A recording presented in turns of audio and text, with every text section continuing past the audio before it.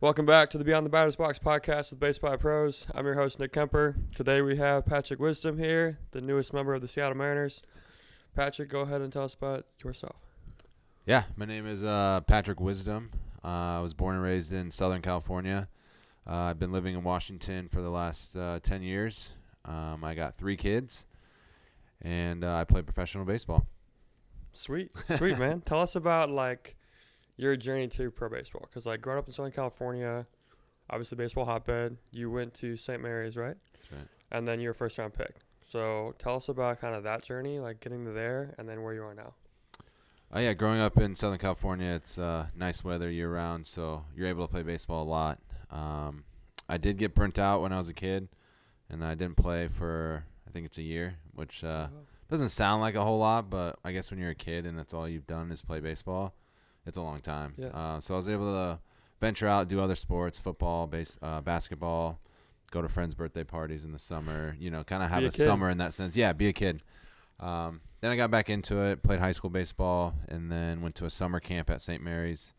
They offered me. I went up there, had a great 3 years. I actually loved St. Mary's. Made some lifelong friends there, some of my best friends. Met my wife there. So St. Mary's holds a special place in my heart, and I would say my wife's heart as well too. And then junior year comes around. Well, I had a really good sophomore year, and then I think that put me on the map. And then so junior year, the scouts are around. We had another really good pitcher, and so they were watching, everybody. Being in the Bay Area, there's a lot of good talent, especially big time schools, Stanford, Cal. So we had a lot of scouts come through, and then I felt the pressure of that, and so I kind of didn't have the greatest first half of the college season as I wanted, and then I kind of let all that go and was able to rebound, and fortunately enough, got drafted in the first round. Was there anything specific that you did that got you kind of out of the mental pressure? Colin Henderson was on last week and basically said that he also felt a similar pressure from a really good first year, and the stuff that he did to kind of calm his mind really transformed his game, and wish that he would have done it even earlier in his career. Was there something that you did that really helped you kind of get out of that funk? I think it was focusing on the present and the little things that were right in front of me, meaning the day-to-day routine, getting back to my routine, what made me successful the year prior and that fall. And then it's relying on the coaching staff there at St. Mary's and then my teammates. Because I think I really strayed away. I was caught up in who was in the stands, always looking at the stands, which scout was who, and if there was somebody I didn't recognize, is that somebody new? Getting kind of caught up in all the extracurricular things. So I think it was my coaching staff that did a good job of reeling me back in to say hey, let's focus on the routine, what got you to this point.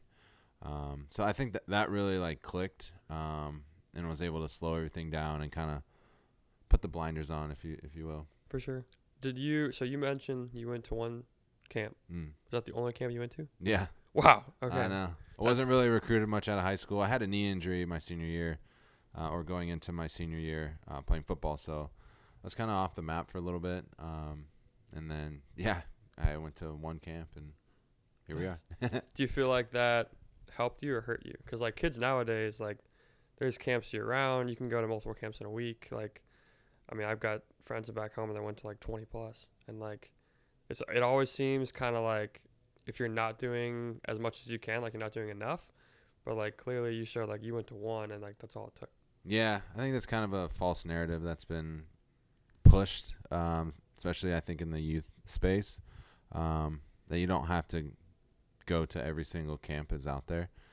I guess times have changed. This was almost 20 years ago now. Which is crazy to say, but I think in life I think the Lord's going to put you wherever you need to be, and I think I relied on that a lot. So I'm thankful that St. Mary's offered me. I think I went into it too not knowing the whole college space, right, and not knowing what could come out of that, and I don't know if you call that naive or what, but I was just blind to that. And then so I think that kind of helped too. Just, hey, I'm going here to have fun. We're playing a tournament or a camp. I get to go to a camp at a college. How cool is that? Yeah, that's a good. It was like a definitely different mind frame. Right. Okay. So you get up to St. Mary's, and you have 3 years there. Your first round pick. What's that life like? Because like then there's even more pressure, right? Like only 32 guys get first round picks depending on the year. Like the team that took you was the Cubs, St. Louis Cardinals. Cardinals, right? Yeah. So like probably like showed the whole stadium, like given the whole 9-yard tour. Like what was that like, and like how did you feel like that pressure, if you felt any, and then like how did you handle that? Yeah, it was a whirlwind for sure. I was watching the draft and seeing my friends and opponents getting drafted and people that I knew. And then when my agent, the advisor at the time, called me and said, hey, they're going to pick you, I was like, oh, snap. And so you're watching it and they call your name. And, then the excitement flows. And then I kind of just rode that excitement and that high, if you will, through the beginning of that first year. But yeah, I did. And then I started to feel the pressure, because then you start understanding that reporters are writing about you. You get labeled with a prospect label, and you start succumbing to all that outside noise. And so you definitely start feeling the weight of that pick, if you will. So that was an adjustment, and that was something new to me. It's a whole new ball game. How much or how different has it come with like the rise of social media, and like there's really a camera in everyone's pocket now? Like how different was that back then? I mean, I say back then, it was only 15 years ago, but like how different was that then compared to now? Oh yeah, it's drastically different. I think Instagram and Twitter were around, and Facebook, but it wasn't a tool like it is today. So yeah, I would say it was just more people that were trying to write things, and news outlets, more so than the Instagram. And then you can see the Twitter. The Twitter would always be, going off about whether you're doing good or you're doing bad, and then you start believing the things that are written about you by people you don't even know, right, and that don't even know you. And so that became a whole another like obstacle to get over. And how did you get over that obstacle in terms of like, did you delete social media? Like, did you go like full LeBron mode, or like did you delete everything, or did you kind of just like turn it off? And I would turn it off, but I think I kind of felt a draw to like read, to see what people were writing, which is not good and not healthy. Yeah. And then so my wife was the one to push me, like, just delete Twitter. Instagram's a little harder to find things that are written about you. It's more so like just pictures and stuff, especially back then, 15 years ago. So just getting rid of the Twitter really, I think, helped alleviate a lot of that unneeded noise. For sure. So then I think experience and being around, realizing that what those people say is not true about who I am as a person. They're just simply reacting to maybe something that happened on the field, the performance for that day, the performance for the month, whatever it may be. But it doesn't really define who I am as a person. So I think understanding that really helped. Yeah, for sure. I think that's super hard nowadays too, because like you get guys, especially like 17, 18-year-old kids that get drafted out of high school, like they get that first round pick, status, and basically then they have to go through and see Twitter, Instagram, everybody's writing about them, especially with there being a reporter, if you will, in every single area, and like people always have something to say, and it's trying to get a rise out of people too. And then you also have the pressure of like the entire organization is paying you a ton of money, and like you want to perform too for yourself and for your family, but it's also hard. Like baseball gets harder year by year. People get better, and then you have the constant like analytics component where like there's a stat at you, or there's a stat out there about you, whether or not you know it or not. That is like a crazy stat, and like the Dodger Stadium in 75-degree weather on a Tuesday in March. Like there's some stat out there about it. It's like it makes it super hard. And like I think kids nowadays too, like with social media and with all that, like it's hard then to just like turn it off for them. So like, how would you recommend, a prospect coming up now, or like even a guy who's already made the league, like how would you recommend them going about it? That's a really good question because I think different things will work for different people, but I think a general theme that I would recommend is to turn off that noise. And I know it's way easier said than done. I get it. But if you can somehow turn off that noise from the outside and really only have a good circle around you, whether that's a coach, whether that's coaches, whether that's your family, your friends, some teammates, people that are going to lift you up all the time. I think that's just a really good route and foundation to have. And then you start realizing what works for you, what doesn't work for you. And if you like reading that stuff and that motivates you, then great, more power to you. And if it doesn't and it bothers you and it creates stress, then don't read it. It's like, I know it sounds so simple, but it's not. It's hard. It's hard to do that because, like you said, you're constantly being judged about everything you do on the field. And that's hard to be under a microscope when you're trying to go play a really difficult game and just try to be yourself. So knowing that should also help you kind of turn off that noise. Just like, well, they're going to judge me either way. So if I can be the best version of myself and go out here and have fun, then maybe good things happen and they're going to judge me anyway. So, right. So at the end of the day, it's just about being true to who you are. And like I said, I think having a good circle around you could really help. You mentioned your family a lot. Mm-hmm. How important, or I guess, how have you handled, because you went from big leagues to then the KBO, which is a totally different story. Like, I want to hear about that later. Like, how have you handled that? Because obviously you guys are away a lot. Like, you're on the road 162 games a year, more if you guys make it to the playoffs. Like, how do you handle family time at home with still being a big leaguer? Yeah, I think my wife and I made a pact to just go wherever my job or whatever team I was with, just go as a family. If we could stick together, that would be ultimately the best thing for us. And it has been. It's been great. We've been to plenty of states. We've seen a lot of cities, been in a lot of hotels. But it's fun. It's a journey in the book of life for sure. And we're pretty fortunate to have traveled to these really cool places. You mentioned the KBO, to travel across the world. But I think it's just making an intentional effort to stay together. And I think it's definitely helped me on the field or even at the field, just knowing that, like, my family's good, like, instead of them being a 6-hour flight away or however the far flight is. They're in a different city. They're back home trying to handle and juggle that being away. But I need to go, play. It's like if we're there and they're there, I have the mornings with them. All right, we're good, and then I can go do my thing at the field, come home to them. It's and it makes it a good separator. Like, all right, I'm gonna go home and be a dad. I can't carry the game with me, good or bad. They don't really care if I hit a home run. Yeah, they think it's cool and they see me on TV, or if I get out and they don't really care. Right. So being aware of that, being able to be dad to go home is a huge blessing, and it's a nice separator.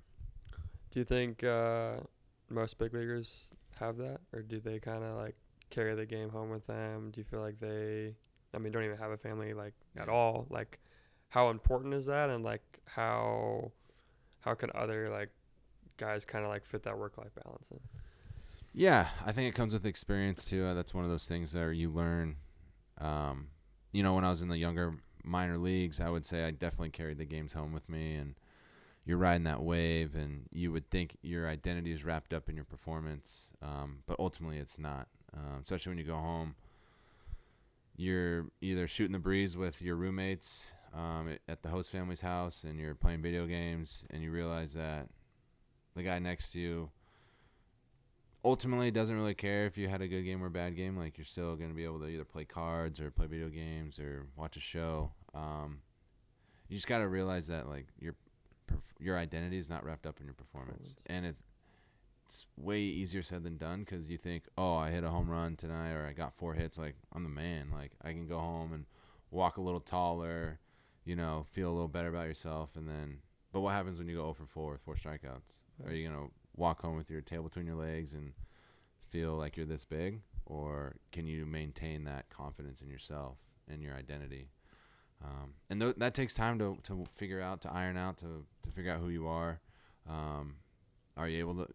I would say that it's really difficult to ride that wave, the ups and downs. It makes for the season to be extremely long, Right. extremely long. But I think to circle it back to your question about guys with families, I would say overall, I think family and dads, I would say especially, are good at separating it because we've realized that the kids don't really care if you did good or bad in the game. They want you to be dad. They want you to play. They want you to be who they expect you to be when you get home. Right. So I think knowing that, I think if you were to talk to a lot of dads, they would Say the same thing. say generally the same thing. Do you have a favorite card game? Card game? Ooh, I like Pluck. Okay. I like 31. Those are probably the two that I play the most. And then video game? Man, I haven't played video games in a really long time. Good for you. Yeah, but I would say of recent, it's been Mario Kart. Really? When I was with the Cubs, we had a good squad that would, shred some hot laps. And, we all had little Nintendo DSs, I think they're called. Or Switches, sorry. Yeah, a Switch. Shout out Stroman. He bought us all Switches before we went to London. But then it became like, could you get on the bus in time to get in the 8-person lobby?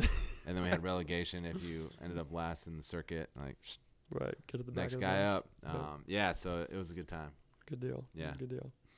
What was the transition from big leagues to the KBO like? Like, I'm sure that's hard. There's probably a language barrier. Did you learn Korean at all? Nah. Really? Yeah, Okay. I did. All right.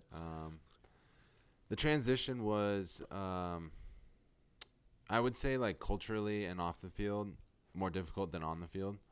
There's definitely, like, a commonality in similar language in baseball, right? Everyone understands the game. You can understand the flow of the game and what needs to be worked on. You can understand the drills, right? So I would say when I was on the field, it was pretty easy. But I would say culturally and off the field, it was a bit more of a challenge, right? Language barrier being number one. It's not like Spanish where it's like an alphabet and you're like, oh, that's an A or a J or an L. Like there's symbols. And you're like, yeah. I can't even like try to figure out what that's saying, you know? Right. I did my best to try to learn, but speaking it and then hearing it was ultimately better for me. And then I had my translator wherever I went, so that became pretty easy. Right. So that I would say transitionally, those were the differences. What was the conversation like with your family? That had been hard going across seas. It was. Well, we all went again to kind of relate it back. Yeah, we all stayed together. Lucky you. I know. Yeah, my wife's definitely a rock star for doing that, and my kids too. I mean, it's such a big jump. It's more like way more difficult for them. Yeah. They don't. How really old were they? At the time, 4, 3, and 1. Oh yeah. Jeez. 5, 3, and 1. Yeah. So. Yeah. But we put them in a school there. It's English speaking school. They're the only American kids. Jeez. So they're surrounded by Korean kids. But then once they got settled in and understood the schooling, the girls would help the Korean kids with English and kind of understanding that, and then the Korean kids would start helping the kids with Korean, at a kid level, right? Right. Instead of a teacher trying to teach it, the teachers relayed that the kids were starting to help one another, which I thought was awesome. Yeah, that's great. It was so cool. But the conversation before we went was like, hey, this could possibly be our reality. Like, are we willing to do this? And I think once we all got on board, then it became a little easier because I have some friends who have played over there and their family stayed back and they relayed how hard that was. Yeah. The time change is not like it's not daytime when it's nighttime. Yeah, it's like 16 hours.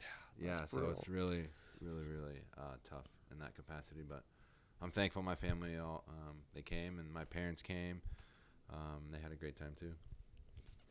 Did you ever feel pressure from that? Like you're moving your entire family across the world. Was there ever like a sense while you were playing of like, oh man, I have to make this work. I have to make it back to the big leagues because like I don't want to move my family all the way across the world for quote unquote nothing. Like if I don't make it back. No, not really. I think I've done that before. I've had those thoughts where like I got to make the big leagues to make my family happy or settled or feel comfortable, whatever term you want to use. And in the reality of our family and our situation, that's not always been the case. Like it doesn't matter, because I think once we're all together, or if we stay together, it doesn't really matter if I'm in AAA, the big leagues, Korea. I went down and played in Mexico. They stayed back, but we're all on board and on the same page, and I think that really helps ease and alleviate those like thoughts about like I need to do this so they can be settled or happy or comfortable. It's like, hey, wherever we're going, like wherever you go, we're all going. So to have that is, I'm really lucky, right? My wife has been a rock star in that capacity and supporting whatever we do and wherever we go. Yeah, that's insanely lucky. Yeah. I haven't heard anybody do that before. That's awesome.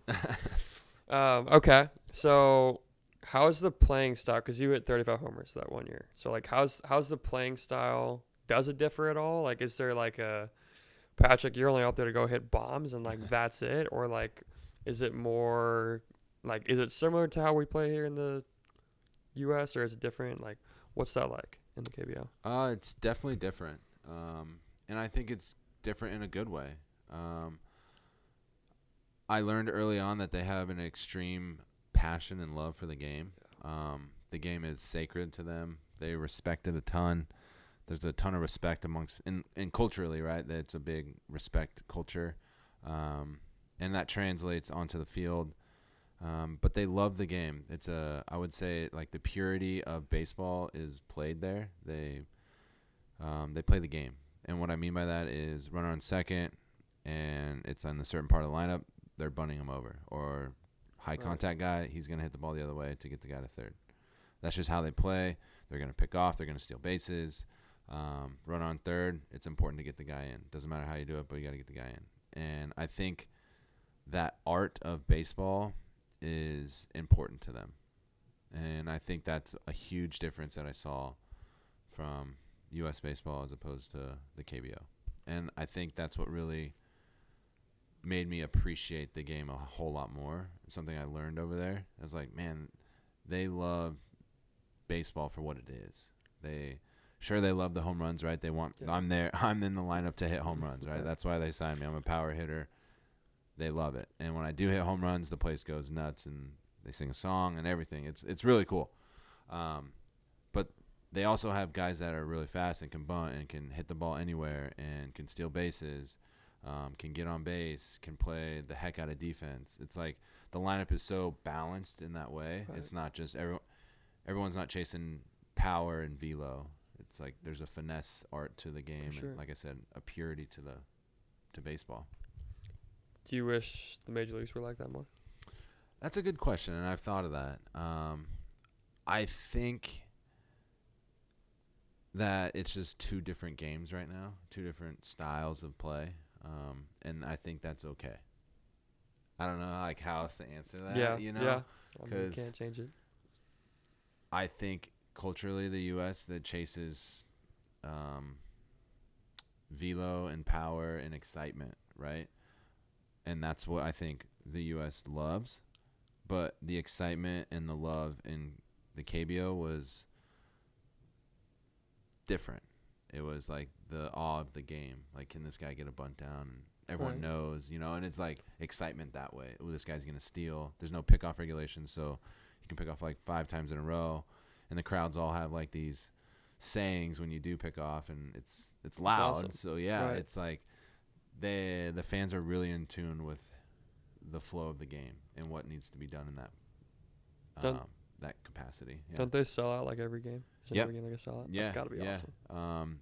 And I was lucky enough to play for Kia, which is a legendary team in the KBO. You can equate it to like the Yankees. Okay. So everywhere we went, it was packed with Kia fans.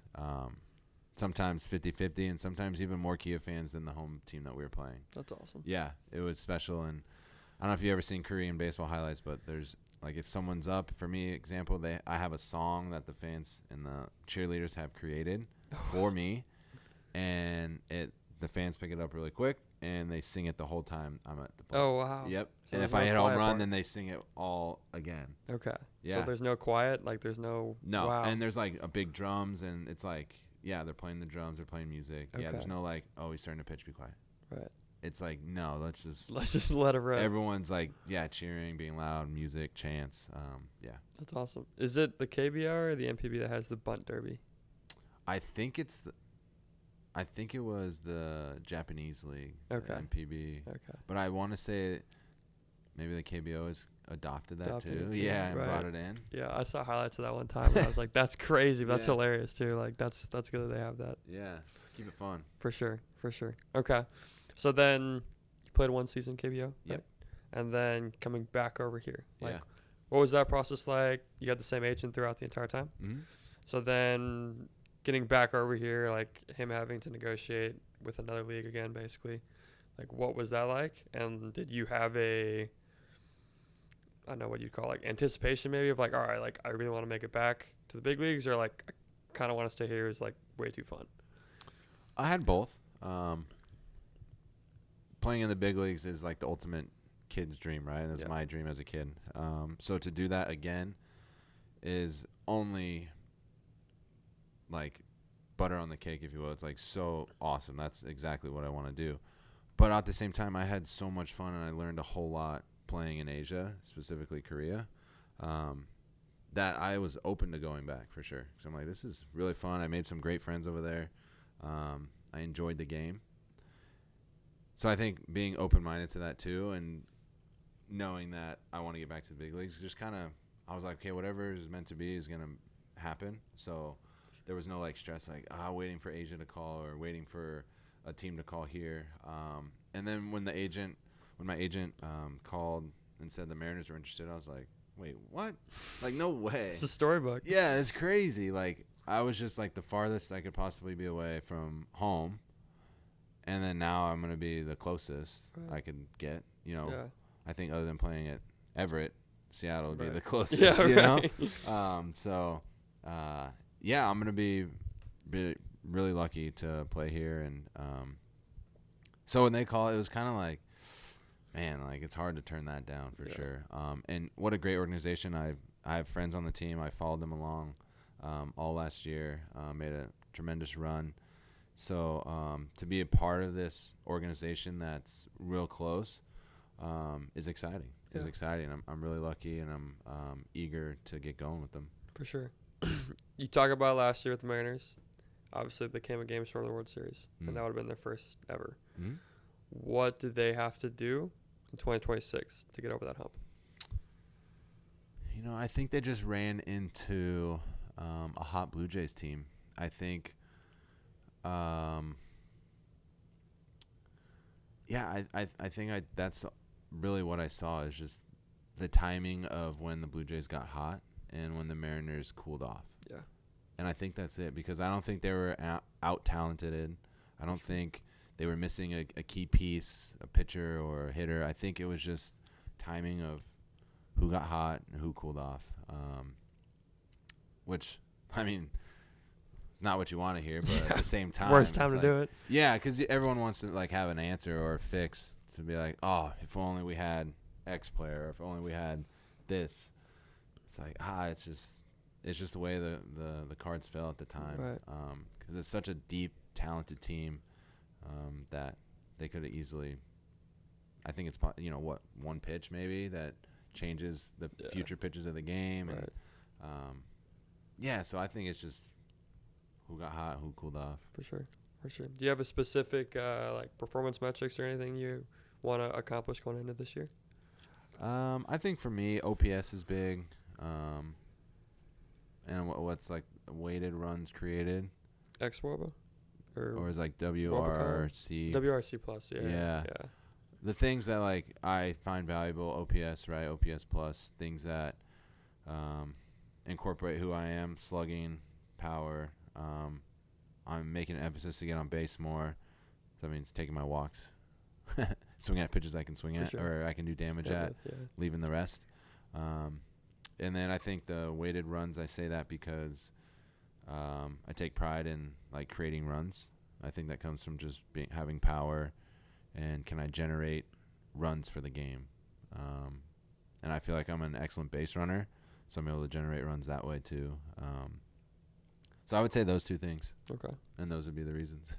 How's your off season kind of like formed into that? Like how do you phase out your off season from beginning, November, whenever you start, to now, which is where you're getting to spring training here in a week? Like how do you plan that out, and like what do you work on to kind of go into those goals? So I think having the OPS goal or idea in my head, I think that'll be ironed out if I break it all down and work backwards from like some mechanical things I'm changing in the swing, specifically like my lower half. And I think that'll help me not be, I don't know how to phrase this, not aggressive, because I am aggressive, but I think it'll clean up some of my misses and some of the chase, because I'm not going with the lower half already, where I can't like stop, or I can't have that under control. Right. So it was like used to be just like once I go, I'm going, and then I was just more susceptible to chase and to miss. So I think cleaning up a lot of that stuff will help those other things. For sure. Yeah. Instead of being like, all right, I got to be more patient, I got to like clean up my zone. I think if we even broke that down even more, it's like I think these mechanical things will just help me clean up what I swing at. Okay. How often do you work on your offense versus your defense? I would say off season's more like offense driven. For sure. But me, I love taking ground balls. I love doing fielding work, so I make an emphasis to do that as well. Whether that's, especially in the rainy Northwest. Seattle. I try to get inside and just either have some people feed me a machine, and lately it's been my family just feeding the machine and awesome. ripping ground balls at me. Nice. So that way when I go to spring training, it's not like, oh, I haven't taken a ground ball in 4 months. Yeah, like, right. let me get this Hope this again. goes well. Yeah, like, what hand's my glove going again? Yeah. I'm joking, but or throwing the tennis ball in the wall in my garage and just doing some hand stuff, picks and whatnot, and footwork. So Nice. But I would say generally off season's more tailored to ironing out the swing or some mechanical changes you want to implement. So, you kind of mentioned this just briefly a minute ago. Mm-hmm. When you get to your age and your level, how, and obviously it's probably dependent on like how you did the previous years too, but like how often does like a complete overhaul happen, or is it more so just like little tweaks here and there? I think I've learned that it's just little tweaks that can kind of become like big overall changes, if that makes sense. Yeah. Like I kind of alluded to in the OPS thing where you break it really far down. If I can make like a little tweak, maybe it'll help clean up like me chasing at a low and away slider because my lower half isn't already committed to the pitch, And so now I'm like, okay, now I have a split second longer to make that decision and still have something in my backside to either swing or hold. So I would say I've learned that it's just minor tweaks because doing a whole overhaul of the swing doesn't really work. Yeah. Because then you get into spring training and you're facing some lives, and next thing you know, you go right back to like what you normally do. Right. Yeah. Once you get into that competitive arena, you're gonna fall back to like everything that you've done your whole life, right? And you can. And now I think some people have been able to do complete overhaul changes. Now I think if you're gonna go like Teacher Man or Doug Lotta or something like that drastic, where you're able to really hone it in all off season, then I think there's some validity to it in a sense, like if you're fully bought in. But I think for me, it would have to be like minor little things each step, I guess, if you would say that. Right. Yeah. Yeah, makes sense. Yeah. How important, obviously now like you're fully developed, like you're a grown ass adult, you have a ton of muscle on you. Like how important is the weight room still? Is it more so like a maintenance thing? Do you still really get after it in like the November, December months, or is it more so like it's just kind of a maintenance thing? It's a little mixture of both. Like I do the things to maintain and to make sure my body's strong and stable, mobile. I don't get after it as much, meaning like I don't need to go deadlift 500 pounds, Right. squat, Yeah. put a bunch of weight on my back. Yeah, like Yeah. for The me risk is too personally, great. I don't see like the benefit on the field to that. For sure. But I do things to push myself in other ways that are probably a little safer for me as I get a little older, right? Right. But I love the weight room. I love getting calloused on my hands and, Yep. sweating. So I don't shy away from the weight room and pushing myself for sure. Just smart now. I'm being smarter. Smarter than when you were earlier? Yeah, for sure. Yeah, Yeah, okay. because I wanted to be loading up the bar, you know, deadlifting or benching or doing everything. I felt like I didn't get anything out of the workout unless I was sore the next day. And it's like, there's like definitely other ways to get something out of the workout. For sure. So yeah, I've definitely learned over the years to be smarter. Yeah. We this like past summer and this fall too, like multiple kids would come up to me in the weight room and be like, I feel like if I don't walk out of here like in pain, like I'm not getting anything out of it. Yeah. It was like, dude, like you gotta relax. Yeah. Like, this isn't pro bodybuilding. Right. Okay. So then going into spring training, Mm-hmm. like what is the I don't know how you would really like say this, but like what's the expectation for you going into spring training? Obviously like brand new to the team. Like what are your goals for spring training, and then like what is the expectation that the team has for you? Some goals I have for spring training would to be, I think overall be myself, meaning, I know that sounds kind of cliche, but if I can be a really good teammate, if I can be open, if I could use my experience to help maybe a younger guy, I think that'd be really impactful, because I've seen it done when I was a younger kid and some older guys in camp were pouring into the younger kids. I think, and I always notice that. So I think if I can reciprocate that, then I've done my service. And I think that'll help me just go out and play and kind of take the stress off myself. Meaning, like, if I can get outside of myself, excuse me, I think the play will happen naturally. And for what the team expects out of me, I think just do what I do. Right. Play the corners, show the power, control the zone. And I think if I can show them that I'm getting better at that, then I think good things will happen. For sure. How excited are you to play with Julio and Cal and Brian Wu and all the other guys? Yeah, super excited. What a young, talented, energetic, exciting. I mean, we can come up with all the adjectives, Expletives, right? yeah, right. Yeah, about this team. They're really fun to watch. I think it's going to be really exciting. I know it's going to be really exciting. And I know some of those guys briefly from my time back during 2020 when I was with the Mariners for a hot second. So it's not going to be like totally new faces, but at the same time, things have changed over the last 5-6 years. Yeah. That I'm excited to see this organization now on this track for sure. For sure. Awesome. So I'm not saying you're close by any means, but talk to me about like what life after baseball would look like. Like, what do you have plans to do? I know some guys go like into business full time. What do you want to do? You know, that's a really good question. And I would say that probably people in my age group of playing start thinking about that a whole lot more. I think it's just only natural. Yeah. So I've put some thought to it, but I'm really interested in wine. I love wine. I saw that. I like making wine. I'm learning. I'm a certified winemaker. I did that course during COVID. So maybe something in that field. Maybe just diving more into it. Yeah, I like coaching. I like coaching the kids. I like expressing and relaying my experiences.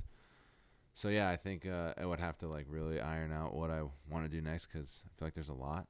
Okay. But yeah, I think maybe those two, something in wine or some type of coaching would be cool.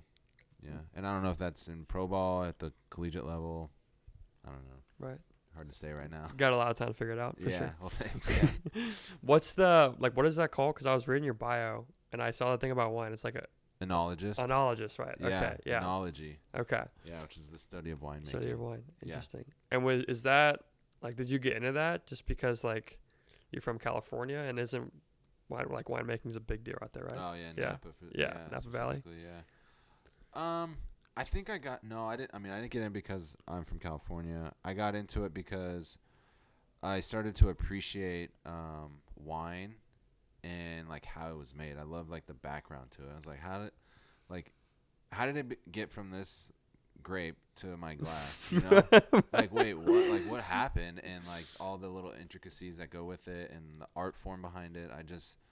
I found super fascinating. So one time, long story short, one time when we were wine tasting over in Chelan at Succession, Brock was the owner and winemaker, and I was asking him these I was just expressing like fascination with it and rapid fire questions, and he's like, "You want to just come check it out?" And I'm like, "Yeah, sure." Sure. So we kind of did like a little tour in the back and saw everything. I was like, "Wow, this is crazy. This is so cool." And he's like, "Well, if you ever want to know more, like, hit me up. Here's my number." And then my wife pushed me like, "Hey, you should reach out." And I'm like, I thought he was just being nice. She's like, "No, do it." So I did it. Went out there, got a week-long crash course in winemaking. Was awesome. doing everything, learning the trade, and I just really fell in love with like that and how it can bring people all together and be enjoyed. Like, and there's like the community aspect to it. For sure. Yeah, there's just like a lot of cool things that are behind just the glass, and then things that happen when you have the glass. Can you touch on like kind of how it does get from that grape to the glass? Because now I'm interested. Yeah, yeah. I mean, there's a lot of like waiting for sure, but so it comes in off the vine, and then depending on if it's white or red, different little avenues it will go down. But reds, it'll generally get destemmed, meaning it comes off the stem. Okay. Yep, and then all the berries go into a crate or a big old bin, and you let them wait to ferment, and that's what creates the alcohol. All the yeast like eats the sugar, creates an alcohol as a byproduct. And then depending on how the winemaker wants it made, and the alcohol levels and the sugar levels, you go into the press. Basically, it presses the juice. Yeah. Okay. Yep. So you collect all the juice. The pressed grapes go out to compost, and then just depending on winemaking styles, again, it'll either go right into the barrel, or it will go sit into a bin for a little bit, and then you wait. And then there's like other little intricacies and care that goes through that waiting process, and yeah. So how long is the wait? Because I've heard like it depends on the quality of wine. Right? It depends. Like it depends. 20 years for some. Oh no, not like Okay. that. No. But generally, I think red wine that will sit in barrel. Again, this is to the winemaker's preference. 12 to 24 months, so 1 to 2 years, and then it goes into the bottle.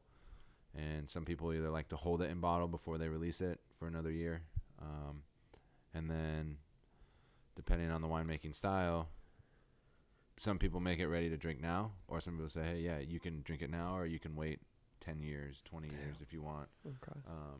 And it just depends on how you store it for that long. But interesting.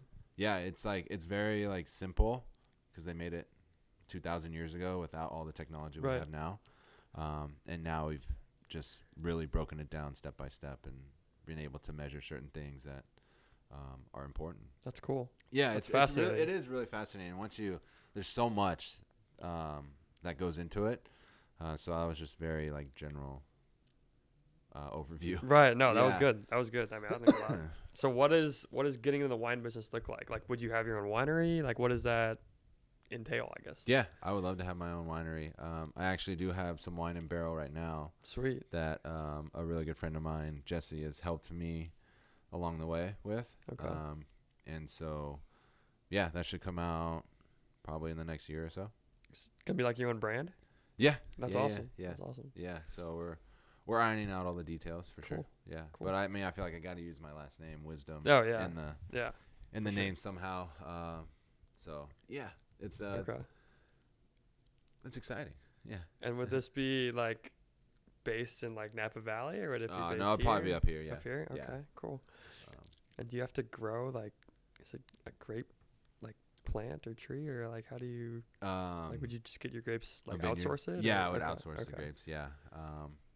It would be cool to own a vineyard for sure. You know, farming has always been an interest to me too. I like being Right. outside, Yeah, so right. it's like you're outside every day doing that. For sure. But definitely, I think outsourcing the grapes would be a smarter play for me right now. Okay. Yeah. Yeah, right. Obviously, it can Yeah. be hard to So tear you grapes just for the you get season's going on. a fruit contract with a vineyard and base it on acreage and how much ton you want per acreage, and For sure. yeah. So there's a whole nother That's super cool. a whole nother level of A business. stuff that goes into that, and how you want them to tailor the vineyard so you can get X amount per acreage. Okay. Yeah, so it's not diluted. It's like it's all this Right. all this fun stuff. For I would sure. say. Yeah. For sure. Awesome. Yeah. Okay. We're kind of wrapping up here then. Okay. 2 questions. One, top 3 athletes of all time. Any sport. Any sport? I'm gonna have to go Michael Jordan. Yep. I'm gonna have to go Kobe Bryant. And then this last one, I think I can go like a few different ways, but I think one that's sticking out to me right now is probably Bo Jackson. Yeah. I think that's been the answer for every single guy. so Really? far. I was Yeah, it's been torn between like Muhammad Ali or Bo Jackson, but both are good options. Bo Jackson. I mean, Muhammad Ali's a freak. Don't get me Yeah. wrong. Like, don't want to come across him, but Right. Bo Jackson had played 2 sports at a high level, right? Yep, Football, sure. baseball, doing some really athletic things. Yeah. So, Right. I can't blame you there. Give it to him, yeah. So MJ over Kobe or the other way around? Yeah, I'm gonna take MJ over Yeah. Kobe. Okay. Although I think they're very, Similar. very, very similar Yeah. and very comparable. Yeah, they're dogs. Yeah. And that's why I love them. For sure. They're gonna bring Yeah. the best out of Anybody. anybody. Bring the best out of their surroundings. Gonna push you, even though you don't want to be pushed. They're gonna push you to be great. Yep. They're leaders. Yes. Yeah. Do you see somebody like that on the baseball field? Like an MJ or Kobe? They're like, I mean, there's a lot of dogs out there for sure. I'm more so talking about like the tenacity of like them looking like they want to kill somebody.